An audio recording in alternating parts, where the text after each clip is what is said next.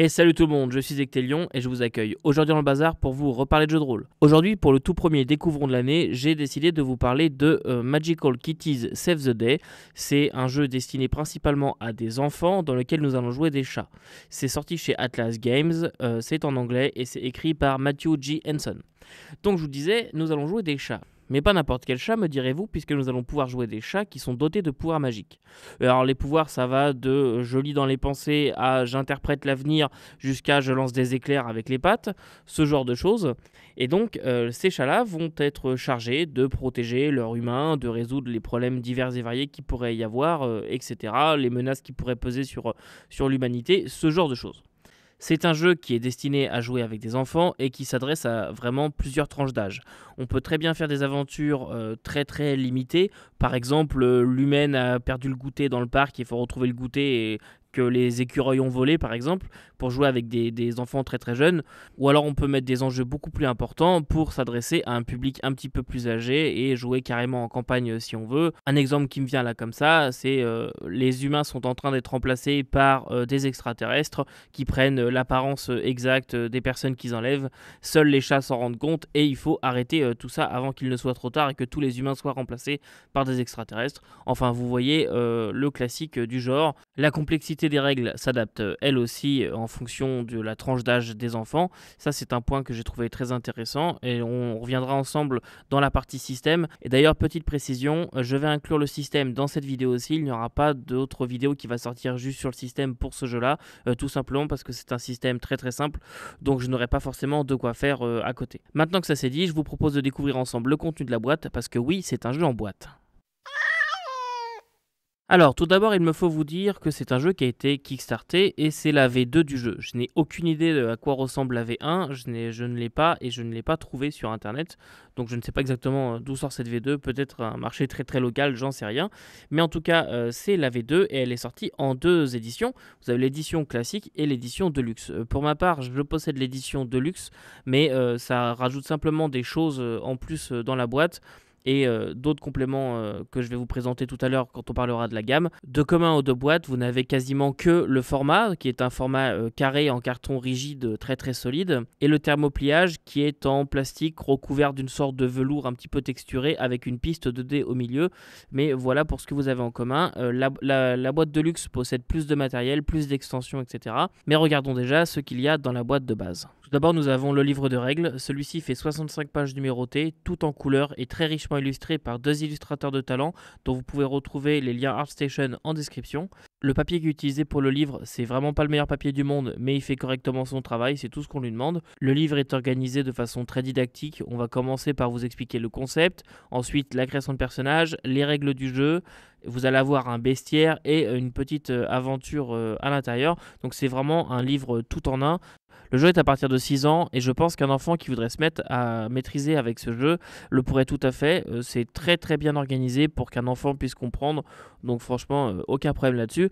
Surtout que dans la boîte, vous avez aussi The Big Adventure qui est une petite BD dont vous êtes le héros, qui revient sur tous les concepts clés, les règles, etc., les mises en situation. Et vous avez une aventure que vous pourriez reprendre pour votre premier scénario. Donc un enfant ne serait absolument pas perdu. Mais ce n'est pas tout, vous avez aussi un autre livret qui s'appelle River City, qui va contenir un cadre de jeu. Dans ce cas-là, ça va être une ville américaine, tout ce qu'il y a de plus basique, avec ses différents lieux d'intérêt, les différents PNJ, quels sont leurs objectifs, pas mal d'idées d'aventure reliées aux différents lieux, et aussi toute une partie bestiaire qui va vous permettre de jouer dans ce cadre-là, ce qu'on peut y faire, etc.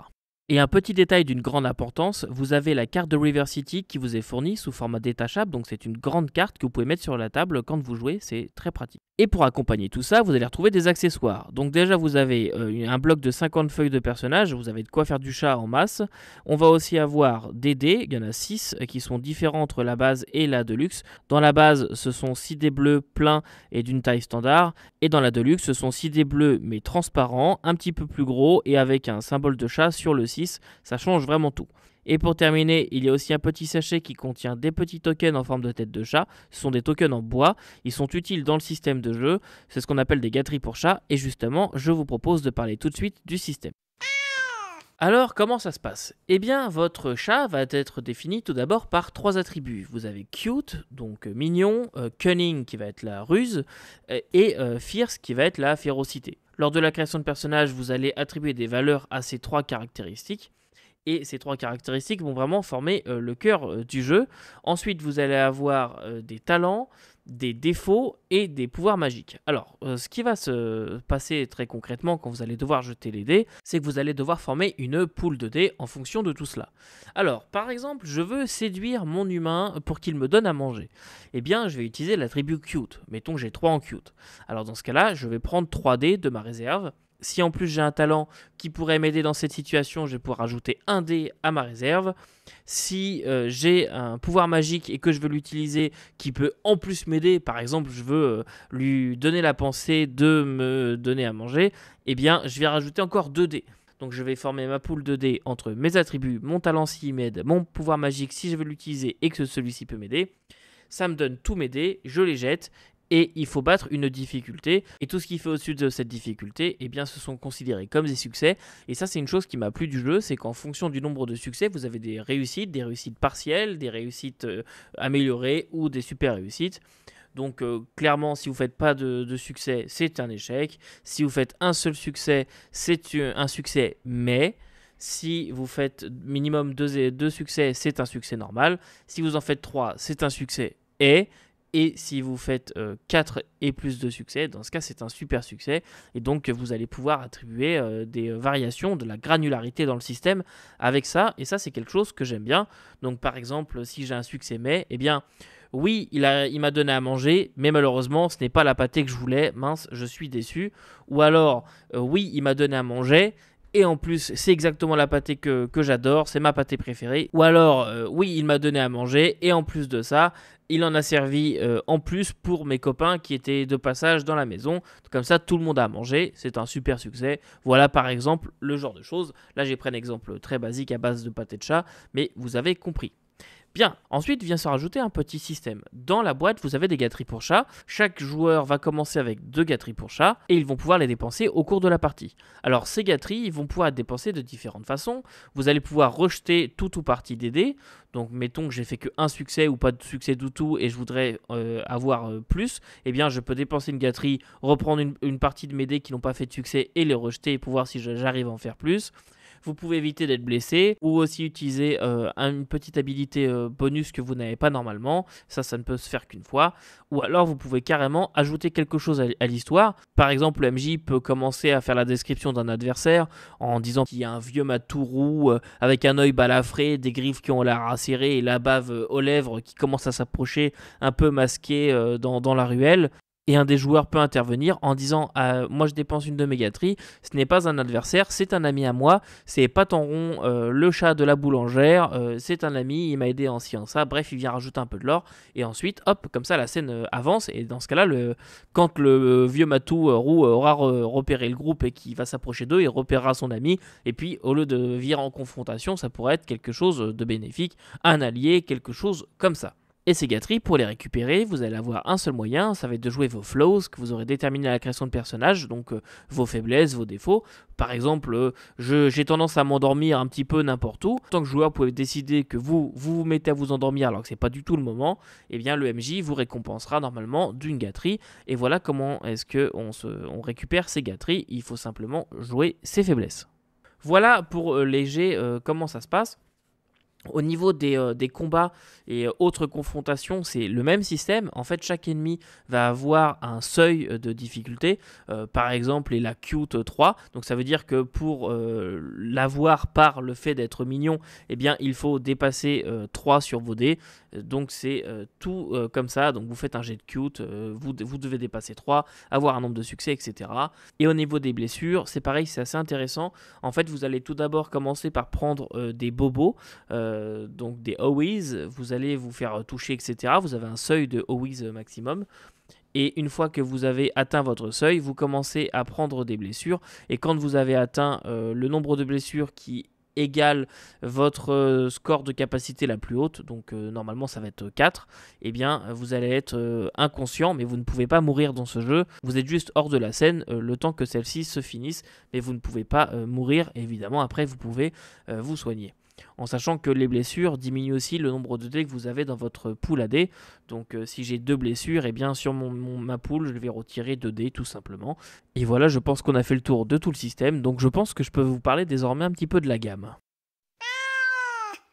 Et oui, nous allons pouvoir passer directement à la gamme, tout simplement parce que j'ai décidé, pour raccourcir un petit peu les vidéos, de sauter les où qu'on le trouve et les qui qu'en parle. Je vais vous dire en même temps dans la gamme où est-ce que vous pouvez le trouver. Et pour le qui qu'en parle, eh bien, je ne ferai cette section que si je trouve vraiment quelque chose de très intéressant à mentionner pour le jeu. Et là, ce n'est pas forcément le cas. Donc pour le trouver, eh bien, ça va être simple. C'est disponible dans pas mal de boutiques. En tout cas, nous au Québec, je le vois un peu partout. Ça coûte une trentaine de dollars pour la boîte de base, et les extensions dont je vais vous parler juste après, elles sont assez chères, elles sont situées entre 14 et 17 dollars environ. Il y a quand même de quoi jouer à chaque fois dans chaque petite extension, mais en tout cas la boîte de base en elle-même, elle est pas très chère. C'est pour ça aussi que je lui excuse un petit peu son papier pas de piètre qualité, mais qui est en dessous des standards attendus au vu de la quantité de matériel qui est dans la boîte.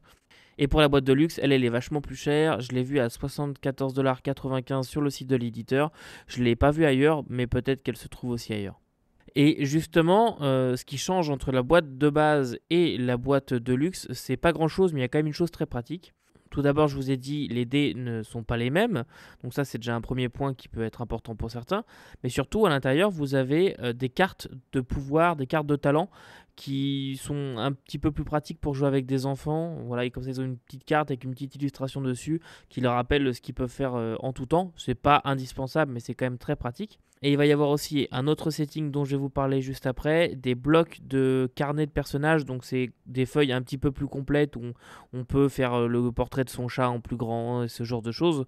Mais c'est vraiment tout à fait dispensable ce bout-là. C'est un petit peu trop complexe pour des enfants très très jeunes. Et pour finir, il va aussi y avoir un sachet de gâterie pour chat supplémentaire. Mais celle qu'il y a déjà dans la boîte de base, honnêtement ça suffit. À moins que vous jouiez vraiment avec beaucoup d'enfants, je pense pas que ce soit indispensable. Et je viens de me rendre compte que je vous ai dit une connerie. Dans la boîte de luxe, vous n'avez pas une extension, mais deux. Vous avez Wild Ones et Alien Invasion. Alors, chaque extension est articulée de la même façon. Vous allez y retrouver des adaptations de règles s'il y a besoin, une partie bestiaire, une présentation du setting et une aventure. Et surtout, c'est bourré d'idées de scénarios, de plein de pitch comme ça, d'aventures qui pourraient être jouées. C'est assez cool. Et pour chaque extension, vous avez aussi une grande carte dépliable. Donc pour Wild Ones, eh bien vous allez jouer des sauvages, donc des chats sauvages avec des histoires de clans, des choses comme ça, ce qui peut faire penser à certains cycles jeunesse. C'est assez cool. Je ne l'ai pas encore fait jouer celle-là, mais à la lecture, elle est très sympa. Et puis vous avez aussi Alien Invasion, donc là vous allez être confronté à une invasion extraterrestre. Donc on reprend le classique setting d'humains, mais sauf que là, eh bien, les humains sont dans la panade et il n'y a plus que vous pour les aider. C'est assez cool, mais c'est vraiment celle que j'aime le moins, Alien Invasion. C'est celle qui me vendait le plus de rêves sur la couverture, mais c'est vraiment pas ma préférée, même si elle est quand même très bien. Mais bon, disons simplement que c'est un problème de goût et de couleur, quoi. Et en dehors des boîtes, vous allez pouvoir trouver 3 autres extensions qui, elles, sont vendues en qualité un petit peu plus premium, c'est-à-dire que le papier n'est pas le même, c'est un papier glacé cette fois, qui est de meilleure qualité que le papier des autres ouvrages. Donc là, voilà, et elles valent assez cher, donc je vous disais entre 14 et 17 dollars, mais la qualité est un petit peu plus là en termes de matériel. Donc tout d'abord, nous avons Power Up. Donc là, vous allez jouer des chats super-héros, avec évidemment de nouveaux pouvoirs spécifiques aux super-héros, ce genre de choses. Ensuite, vous avez Mars Colony, donc voilà, vous êtes déjà sur Mars, et puis les humains ont plein de problèmes pour leur colonie, il se passe plein de choses, on découvre plein de choses sur Mars qu'on ne pensait pas découvrir, et c'est à vous de résoudre le problème. Et pour terminer, une dernière qui est peut-être ma préférée, c'est Fantastica. Alors Fantastica, moi au début, je pensais que c'était pour jouer des chats, mais dans un monde un petit peu plus médiéval fantastique. Alors non, en fait oui et non, c'est pour jouer du conte. Ok, donc là vous pouvez faire le chapeauté si vous voulez, vous pouvez parler avec des humains à haute voix, vous pouvez faire tout ce genre de choses. On est vraiment dans un setting de conte de fées, vous jouez des chats de conte de fées, et moi personnellement je trouve ça absolument génial de pouvoir faire ce genre de choses. C'est peut-être la plus épaisse, la plus complète. On vous propose plein de choses. Vous pouvez retrouver, évidemment sans les droits, mais on peut y retrouver un petit peu quelque chose genre Reine des Neiges. On va pouvoir y retrouver Réponse. On peut y retrouver aussi Simbad le marin. Voilà, ce genre de choses. Et ça fait vraiment très compte. C'est mon extension préférée. J'ai pour projet d'y emmener mes enfants bientôt, je sens que ça va être absolument génial. Voilà pour la gamme aujourd'hui, je ne sais pas s'ils ont prévu autre chose, on verra bien. En tout cas, moi j'espère la voir se développer cette gamme, j'espère aussi l'avoir traduite en français, je ne sais pas si c'est possible, si quelqu'un est sur le coup, mais je pense que beaucoup d'enfants aimeraient beaucoup jouer cela. Et maintenant qu'on a vu la gamme, on peut passer à la conclusion. Alors, conclusion, j'adore vraiment ce jeu. Je m'attendais à rien, j'ai pris ce jeu parce que je trouvais ça sympa le concept et que mes filles aiment bien tout ce qui est chat et tout. Je me suis dit que ça pourrait être sympa pour une première approche du JDR de faire ça avec elles. Je me suis posé la question si l'anglais ça allait être un frein, etc. Mais en fait, une fois qu'ils ont compris les termes que vous leur expliquez et qu'ils savent identifier quoi et où, ou même qu'ils ont juste la connaissance de leur pouvoir en tête, ça va tout seul. J'avais fait des petites aides de jeu en français, mais ça n'a même pas servi. Donc vraiment, ça passe tout seul. Mais ça a vraiment été un coup de cœur pour moi et mes enfants. Ils m'en réclament très souvent. Malheureusement, je n'ai pas assez de temps pour faire que ça. Il y a aussi d'autres jeux à côté qui, on va pas se le cacher, m'intéressent aussi un petit peu plus. Mais vraiment pour jouer avec des enfants, je trouve ça absolument idéal. Il y a d'autres jeux comme ça que je veux explorer pour jouer avec des enfants. Mais celui-ci m'a vraiment convaincu. Ce qui m'a particulièrement plu dans ce jeu, c'est son adaptabilité en fonction de l'âge des enfants. Alors, je vous explique. Mettons, vous jouez avec des enfants très jeunes. Eh bien, vous allez voir que dans les règles, vous allez avoir tendance peut-être à retirer certaines choses. Par exemple, les degrés de succès. Eh bien, on s'entend que vous, en tant que MJ, vous allez les jouer comme ça, mais votre enfant, il va pas forcément comprendre la différence, etc. Alors qu'un enfant plus vieux va comprendre que plus il fait de succès, plus c'est des succès à améliorer. Et ça, c'est toujours sympa de les voir réagir à ça. Il y a aussi le fait des gâteries pour chats. J'ai trouvé ça absolument génial comme système. Et ça, c'est pareil, ça s'adapte assez facilement en fonction de l'âge des enfants. Parce que les possibilités qui vous sont données vont du très simple, très basique de tu relances les dés, ce que va faire majoritairement un enfant très jeune, mettons à partir de 5-6 ans. Quand un enfant un peu plus vieux, lui, il va plus comprendre comment il peut manipuler le jeu et l'histoire en cours pour l'adapter à ses besoins. Et c'est là que va rentrer le côté j'achète un événement qui rentre dans la scène, ce genre de choses. Et je le vois vraiment avec mes filles qui sont assez espacées. J'en ai une de 4 ans, j'en ai une de 9 ans. Celle de 9 ans, elle utilise tout ça. Et ça vient tout seul. Celle de 4 ans, elle veut simplement rejeter les dés. Et puis des fois, elle me donne même des gâteries sans forcément comprendre pourquoi. Mais ouais, c'est plutôt adapté à des enfants à partir de 6 ans. L'âge qui est indiqué sur la boîte est le bon. À partir de 6 ans, ça passerait crème pour tout le monde, mais avec un petit de 4 ans, ça passe aussi, malgré le fait que voilà, vous pouvez pas lui demander de jouer ses faiblesses, par exemple. Soit il va vous les surjouer, soit il va pas forcément comprendre ce que ça va lui apporter, etc. Mais c'est quand même une expérience possible, bien que limitée. Et en parlant de jouer les faiblesses, ça c'est un concept que j'aime vraiment beaucoup, mais qui peut vite tourner en rond. Et en tant que MJ, vous allez peut-être devoir parfois mettre le holà en disant bah non, ça tu l'as déjà fait, trouve quelque chose d'autre, etc.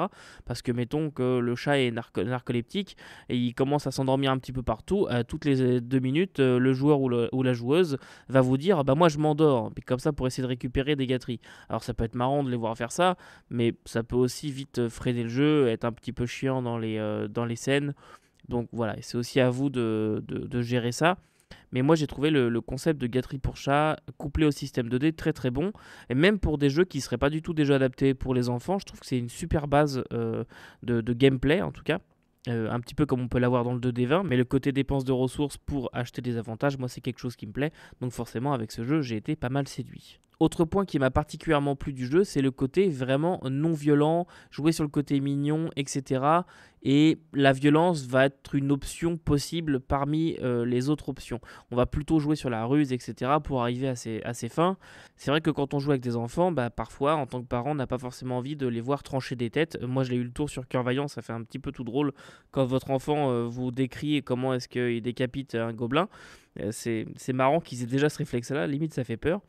Mais là, avec ce jeu-là, moi, j'attendais vraiment à ce que la solution de la violence soit une option à l'arrière. Et même si elle est présente, c'est vraiment pas l'option par défaut.